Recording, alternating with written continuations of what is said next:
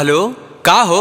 का समाचार बा? का समाचार कही? अरे तू रोवत काहे बाड़ू? लइका भूख से तड़पत आवसन, घर में एको दाना नहीं है। रउरा कब ले आइम जी? छोटका 2 दिन से बीमार बेटा जी। अरे का भइल? छोटका के बात करावा था? हेलो हाँ बेटा। पापा कब आइएगा? पापा बहुत जोर से भूख लगी है पापा। अरे हम आ रहे हैं बेटा। कितने दिन से नहीं खाया है पापा। अरे बेटा, हेलो हेलो।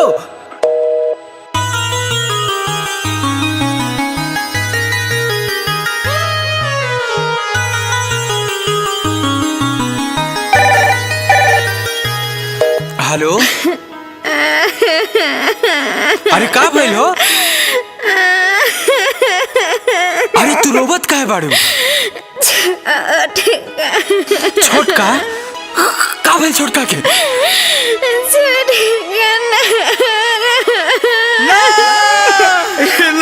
हो सकत।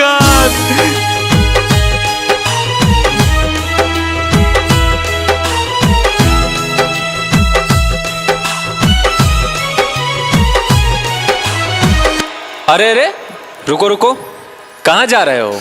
साहेब हम गांव जा रहे हैं। लॉकडाउन है, तुमको पता नहीं है? हाँ साहेब, लॉकडाउन है हमको पता है, लेकिन मेरा बच्चा। अरे जाने दीजिए सर, इसका बच्चा भूखा होगा। नहीं नहीं साहेब, मेरा बच्चा भूखा नहीं है। मेरा बच्चा तो भूख से मर गया साहेब।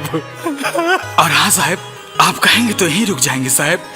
अब घर जाकर करेंगे भी क्या?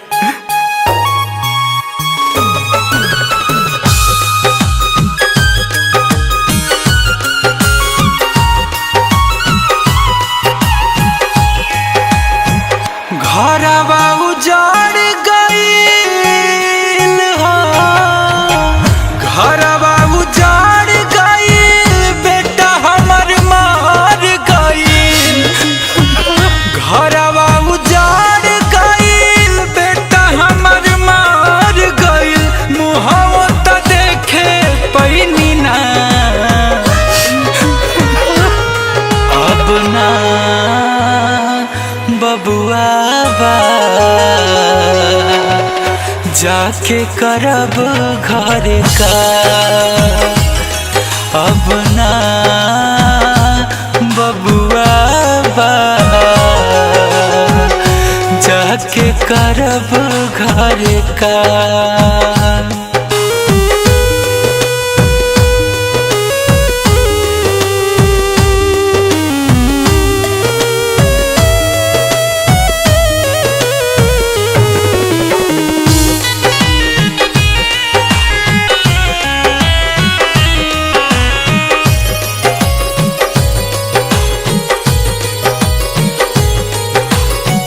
कहले रहे आजा पापा आज हो, नइखे घर में खाए के अनाज हो। अब चल जाई जान पापा भूख से, नहीं केहू पूछता बे पापा मुख से।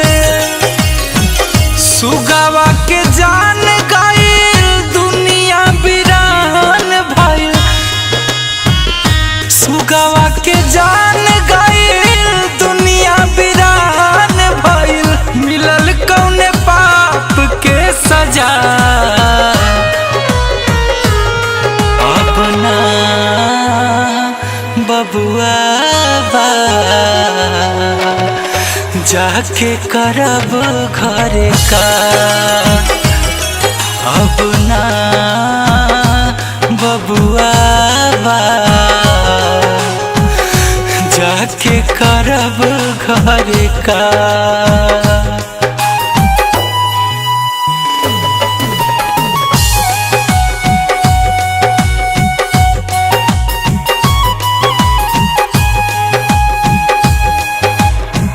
बानी हम के ताना लाचार हो,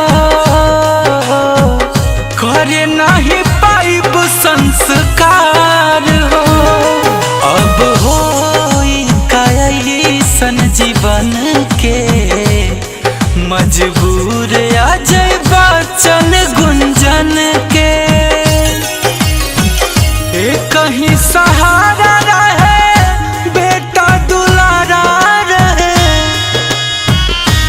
कहीं सहारा रहे, बेटा दुलारा रहे, हम नहीं पैनी बचा अब ना।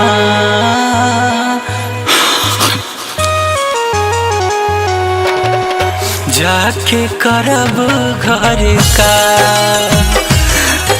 अब ना बबुआ बा। जाके करब घर का,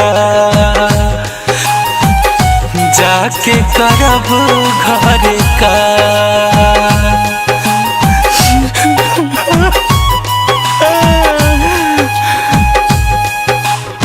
भैया हम गुंजन सिंह कोरोना के वैश्विक महामारी में बहुत लोगन के जान गईल। एही में एगो लाचार गरीब मजदूर जेकर बेटा भूख से तड़प तड़प के मर गई, और ई गाना में ओहे मजदूर के दर्द रहे।